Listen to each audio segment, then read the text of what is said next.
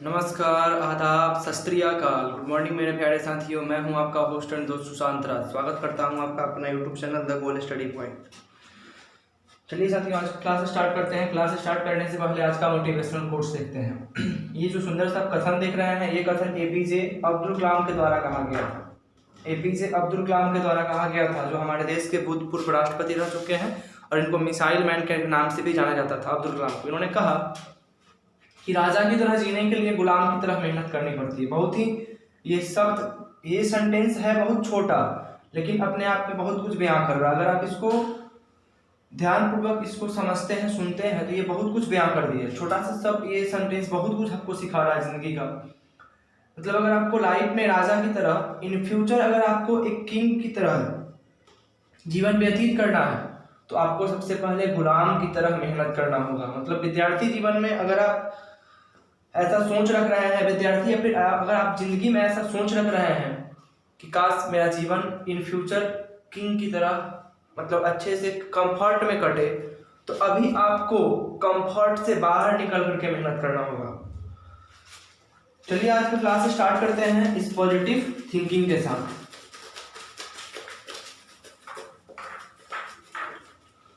पिछले क्लास में मैं आपको क्लासिफिकेशन ऑफ ऑर्गेनिजम्स का कुछ पार्ट कंप्लीट करवाया था। उसमें हम लोग कुछ चीज़ जाने समझे थे।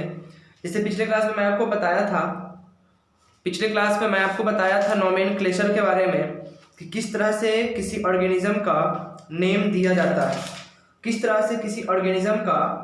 जाता है, और मैं आपको बताया था बाइनोमियल नोमेनक्लेचर के बारे में, कि बाइनोमियल नोमेनक्लेचर क्या है और यह किसके द्वारा दिया गया था। तो मैंने बताया था कि यह रॉबर्ट कार्ल लिनियस के द्वारा दिया गया था।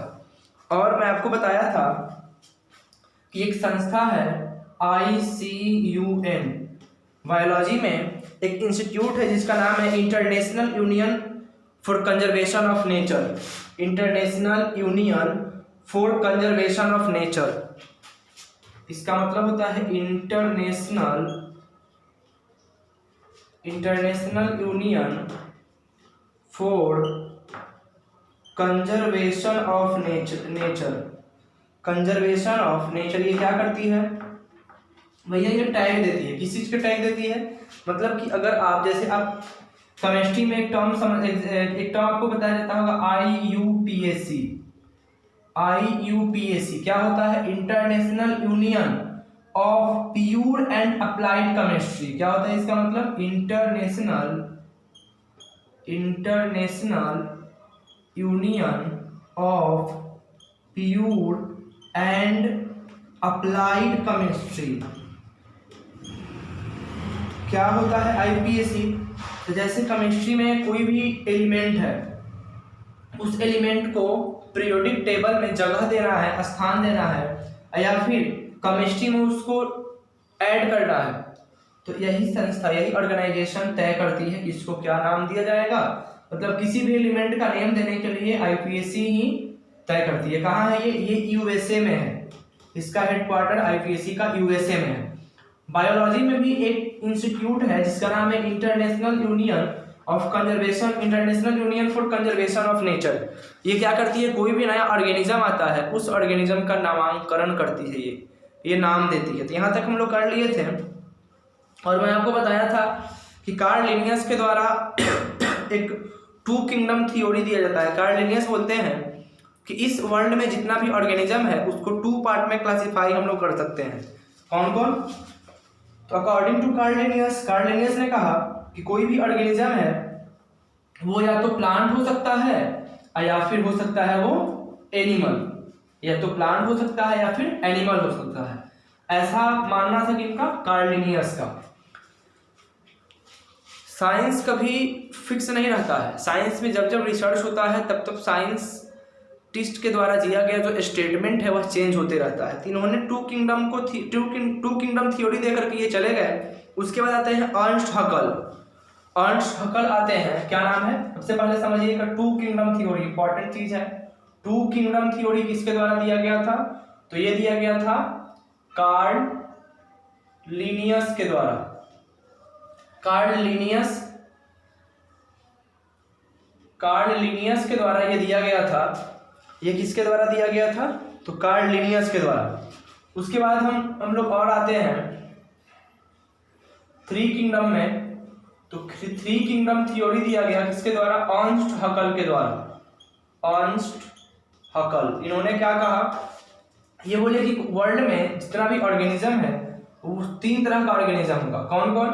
तो इन्होंने बताया कि एक होगा एनिमल, फर्स्ट एनिमल, सेकंड जो होगा वो होगा प्लांट, सॉरी इन्होंने बोला कि फर्स्ट होगा प्रोटिस्टा,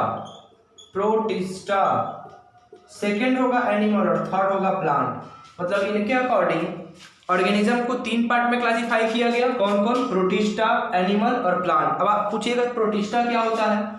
तो प्रोटिस्टा एक तरह से समझ लीजिए बैक्टीरिया होता है। ये समझ के चलिए कि ये बैक्टीरिया होता है, जीवाणु होता है। ठीक है, प्रोटिस्टा किसके द्वारा दिया गया? अर्नस्ट हकल के द्वारा। इसके बाद फिर आता है 5 किंगडम। 5 किंगडम जो थ्योरी था ये किसके द्वारा दिया गया? रॉबर्ट विटेकर के द्वारा। रॉबर्ट विटेकर के द्वारा दिया गया। क्या है 5 किंगडम?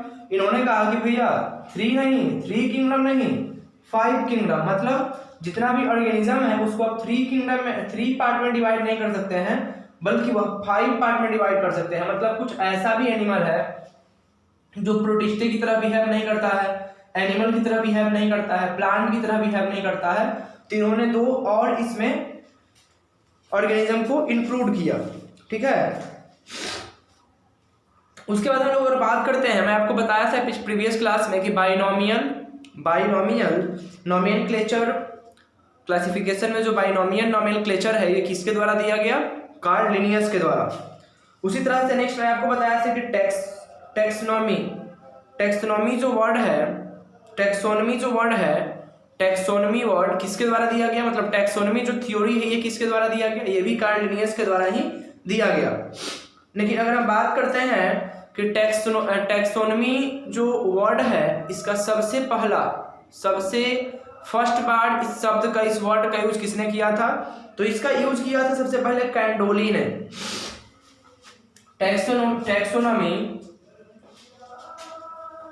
टेक्सोनोमी की अगर मैं बात करूं तो टेक्सोनोमी वर्ड का फर्स्ट बार यूज कौन सा? टेक्सोनोमी वर्ड का यूज सबसे फर्स्ट बार कैंडोले के द्वारा किया गया था। कैंडोले, पूरा इनका क्या नाम था? इनका नाम था ऑगस्टिन। इनका पूरा नाम था ऑगस्टिन पैरमेल कैंडोले। ऑगस्टिन पैरमेनोन कैंडोले, सॉरी पैरामेन है, ऑगस्टिन पैरामेन कैंडोले। टेक्सोनोमी होता क्या है? तो इन्होंने कहा कि जैसे बायो में आप लोग ये चीज पढ़े होंगे क्या, बहुत सारा सेल्स मिलता है तो टिश्यूज का फॉर्मेशन करता है। हिंदी में बहुत सारा कोशिका मिलता है तो उत्तक का निर्माण करता है। बहुत सारा जब उत्तक मिलता है तो अंग का निर्माण करता है। बहुत सारा अंग मिलता है मतलब ऑर्गन का निर्माण करता है। बहुत सारा ऑर्गन जब मिलता है तो ऑर्गन सिस्टम का फॉर्मेशन करता है। और बहुत सारा जब ऑर्गन सिस्टम मिलता है तब जाकर के फॉर्मेशन होता है किसका? बॉडी का। तो ये एक तरह से टेक्सोनोमी हो गया। यही एक तरह से टेक्सोनोमी हो गया। क्या है टेक्सोनोमी? तो सेल्स मिला, टिश्यूज मिला, ऑर्गन बना, ऑर्गन मिला, ऑर्गन सिस्टम बना, और ऑर्गन सिस्टम मिला तो बॉडी का फॉर्मेशन हुआ। इन्होंने कैंडोले ने भी इसी वर्ड का सबसे फर्स्ट वर्ड यूज किया। और रॉबर्ट बिटेकर टेक्सोनोमी वर्ड रॉबर्ट बिटेकर के द्वारा दिया गया था। तो टेक्सोनोमी वर्ड का फर्स्ट वर्ड यूज कैंडोले किए थे। और डिटेल में बताया किसके द्वारा गया था? तो कार्ल लिनियस के द्वारा डिटेल में इसके बारे में बताया गया था, टेक्सोनोमी के बारे में। इसको हिंदी में वर्गीकरण कहा जाता है। जिस तरह से जैसे कि क्लासिफिकेशन होता है, क्लासिफिकेशन का जो सबसे छोटा वाला पार्ट होता है टेक्सोनोमी होता है। अब हम बात करते हैं किंगडम क्लासिफिकेशन का, तो जैसा कि मैं आपको बताया कि सबसे फर्स्ट 2 किंगडम किसके द्वारा दिया गया, कार्ल लिनियस के द्वारा, फिर 3 किंगडम अर्नस्ट हकल के द्वारा, फिर आता है 5 किंगडम जो कि रॉबर्ट विटेकर के द्वारा दिया गया। यानी कि अगर हम लोग बात करते हैं क्लासिफिकेशन ऑफ किंगडम की,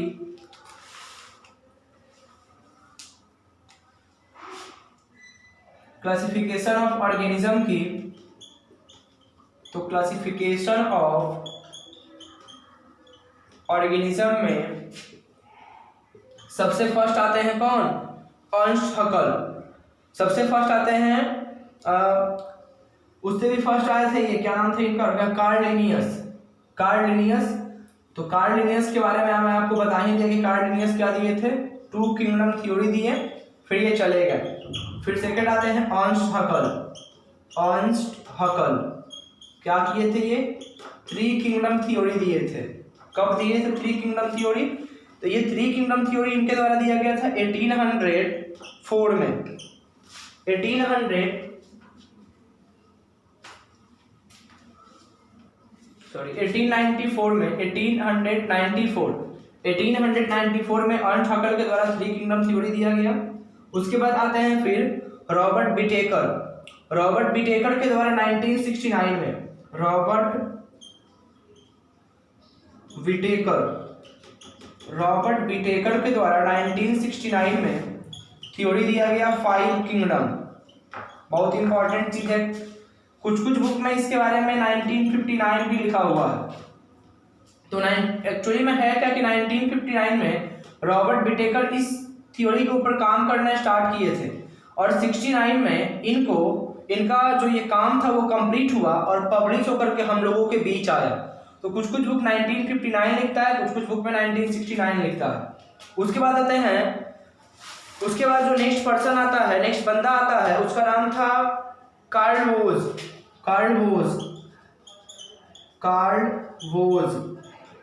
क्या किए कार्ल वोज, तो कार्ल वोज के द्वारा 3 डोमेन क्लासिफिकेशन दिया गया। 3 डोमेन क्लासिफिकेशन कब दिया गया, 3 डोमेन क्लासिफिकेशन, तो कार्ल वोज के द्वारा 3 डोमेन क्लासिफिकेशन 1977 में दिया गया। 3 डोमेन क्लासिफिकेशन क्या होता है, तो रॉबर्ट विटेकर ने, जैसा कि रॉबर्ट विटेकर ने बताया इसके बारे में, रॉबर्ट विटेकर जो बताएं इस प्रोटिस्टा के बारे में, बैक्टीरिया के बारे में, रॉबर्ट विटेकर बैक्टीरिया के बारे में बताएं, प्रोटिस्टा के बारे में बताएं कि सबसे पहले होता है मोनेरा होता है, सबसे पहले मोनेरा होता है, फिर प्रोटिस्टा होता है, फिर फंगी होता है, फिर प्लांटिया होता है, फिर एनिमिलिया होता है। कार्ल वोज ने कहा कि बैक्टीरिया भी 3 तरह का होता है, मतलब इन्होंने बैक्टीरिया को 3 पार्ट में डिवाइड कर दिया। कौन कौन, तो इन्होंने कहा साइनोबैक्टीरिया, प्रोबैक्टीरिया और एक होता है आर्कीबैक्टीरिया। साइनोबैक्टीरिया, प्रोबैक्टीरिया और आर्कीबैक्टीरिया, ये वाला जो टर्म है ये कार्ल वोज के द्वारा 1977 में दिया गया after Robert Whittaker. Robert Whittaker के बाद रॉबर्ट विटेकर ने जो मोनेरा शब्द का यूज किया, इन्होंने बोला कि प्लांटिया, एनिमिलिया और प्रोटिस्टा के अलावा फंगी भी होता है, और कौन होता है, तो और मोनेरा भी होता है।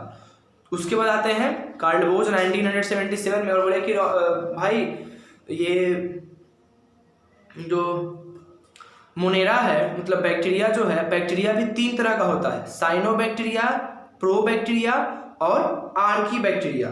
ठीक है, तो यही कहा जाता है 3 डोमेन क्लासिफिकेशन। कंफ्यूज नहीं होना है, 3 किंगडम पूछेगा तो अर्नस्ट हकल 1894 में, लेकिन अगर 3 डोमेन क्लासिफिकेशन पूछेगा तो कार्ल वोज। चलिए, तो हम लोग स्टार्ट करते हैं रॉबर्ट विटेकर के द्वारा जो 5 किंगडम क्लासिफिकेशन दिया गया थ्योरी, उसके बारे में थोड़ा सा जान लेते हैं क्या होता है।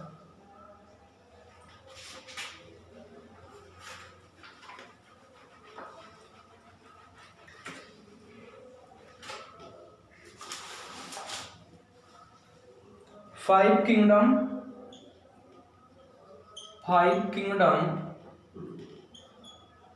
थ्योरी। 5 किंगडम थ्योरी जो है ये दिया गया सबसे फर्स्ट किसके, कौन दिया था ये, तो ये दिए थे रॉबर्ट विटेकर।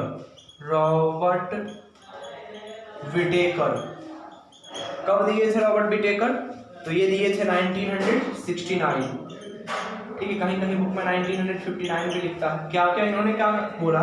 इन्होंने बोला कि जो एनिमल का क्लासिफिकेशन है वह 5 पार्ट में किया जाएगा, जिसमें सबसे पहले आएगा मोनेरा, सबसे फर्स्ट में आएगा मोनेरा, हिंदी में भी लिख देते हैं मोनेरा।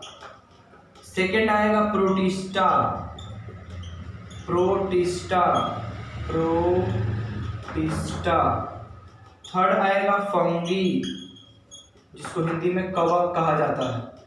फोर्थ आएगा एनिमिलिया, सॉरी प्लांटिया, प्लांटिया, जिसको हिंदी में पादप कहा जाता है, और वही पौधा उसको समझ लीजिएगा। और इसको हो गया एनिमिलिया, एनिमिलिया, जिसको हिंदी में कहा जाता है जंतु।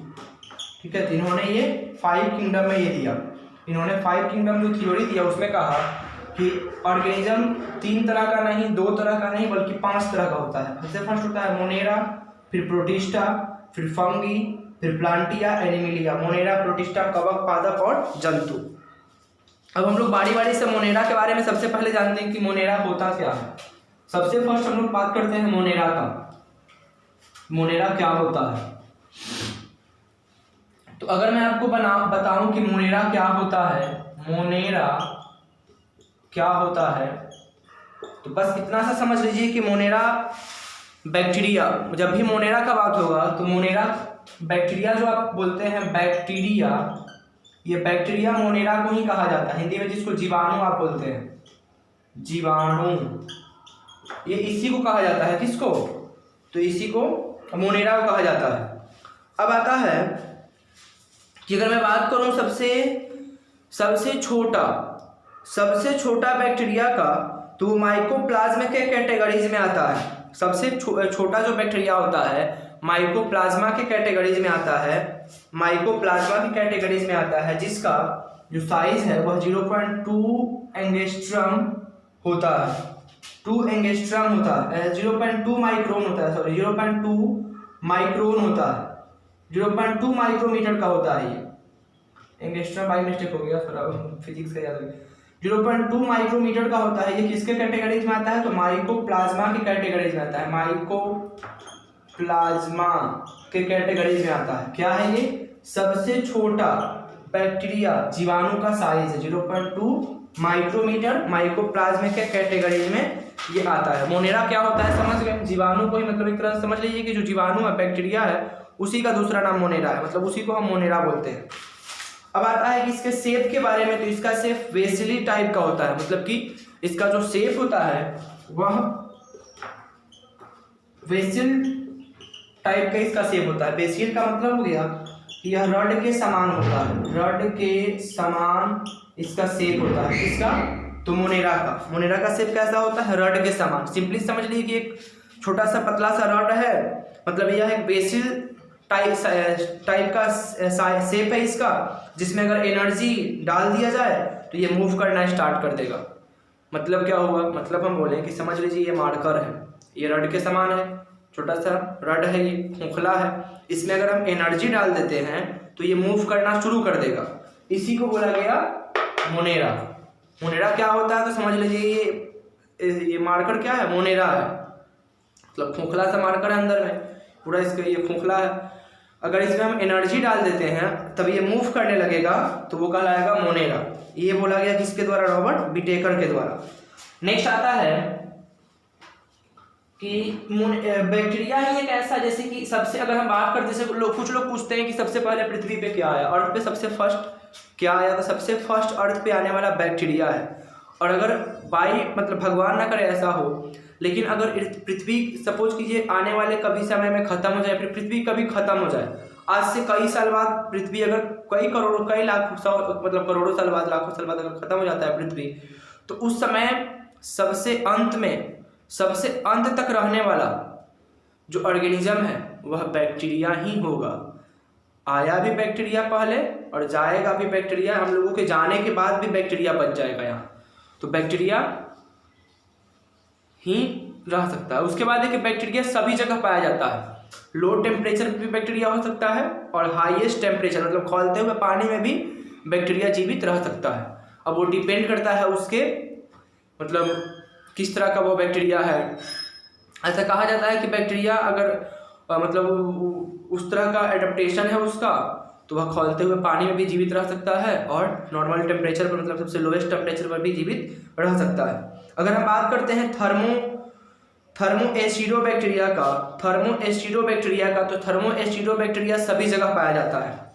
थर्मोएसिडो एक ऐसा बैक्टीरिया है जो सभी जगह पाया जाता है, ये थर्मोएसिडोबैक्टीरिया। उसके बाद अगर हम बात करते हैं मिथेनोजेंस जो मीथेन प्रोड्यूसिंग बैक्टीरिया है, कुछ बैक्टीरिया का जैसे मैं आपको एग्जांपल दिया, थर्मोएसिडो जो सभी जगह पाया जाता है और मिथेनोजेंस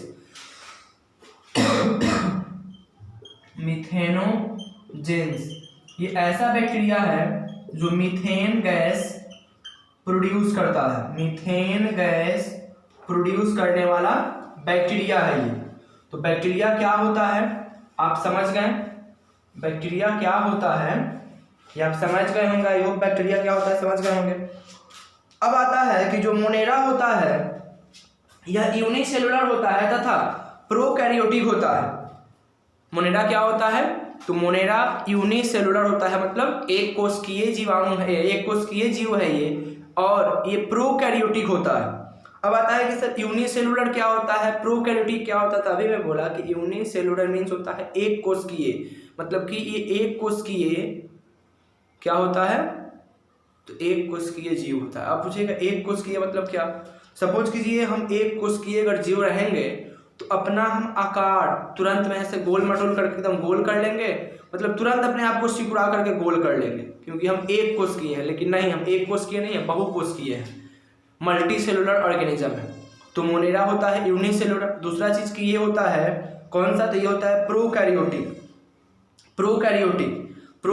क्या होता है, तो जिसके अंदर न्यूक्लियस ना हो, जिसके अंदर न्यूक्लियस यानी कि हिंदी में केंद्रक ना हो उसे कहा जाता है प्रोकैरियोटिक, और जिसके अंदर न्यूक्लियस हो, ठीक है, उसको कहा जाता है यूकैरियोटिक। जिसमें न्यूक्लियस हो, केंद्रक हो उसको यूकैरियोटिक, और जिसमें ना हो उसको प्रोकैरियोटिक। जैसे कि एल्गी हो गया, ठीक है, जैसे एल्गी हो गया, बायोफ्राइडस हो गया, तो ये सब क्या है, ये सब है यूकैरियोटिक।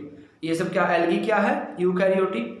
तो अगर हम बात करते हैं बैक्टीरिया का, तो बैक्टीरिया किसके श्रेणी में आता है, प्रोकैरियोटिक या फिर यूकैरियोटिक, ये आता है प्रोकैरियोटिक। प्रो मीन्स प्रोकैरियोटिक का मतलब समझ लीजिएगा कि प्रोकैरियोटिक मीन्स जिसमें केंद्रक अवेलेबल ना हो, मतलब केंद्रक उपलब्ध ना हो। तो बस आज का क्लास यहीं तक कंप्लीट करते हैं, और हम लोग आज कंप्लीट कर लिए हैं मोनेरा पूरी तरह से कंप्लीट हो चुका है। फिर अगले क्लास से हम लोग स्टार्ट करेंगे प्रोटिस्टा के बारे में। तो अगर क्लास अच्छा लगा हो तो अपने दोस्तों के बीच वीडियो को शेयर कीजिए, चैनल को सब्सक्राइब कीजिए और लाइक कीजिए। Thank you, thanks for watching.